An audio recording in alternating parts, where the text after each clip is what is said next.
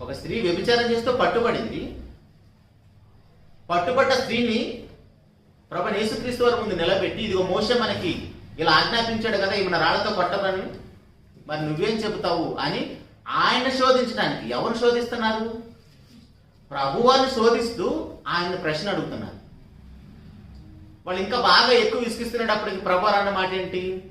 మీలో పాపం చేయని వాడు మొట్టమొదట రాయి ఆయన మీద ఏమంటే ఎవడో వేయటానికి ధైర్యం చేయలేదు. అంటే అర్థం ఏంటి? వీళ్ళందరూ కూడా పాపాత్ములే. ఇప్పుడు ఆమె పాపం చేసిందని ఆమెను పట్టుకొని వచ్చారు. కానీ ప్రభువారు ఆమెతో అన్న మాట ఏంటి?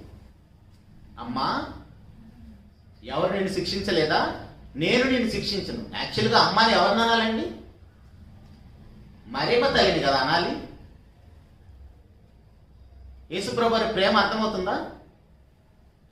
మరియమ్మ తల్లిని కదా అమ్మ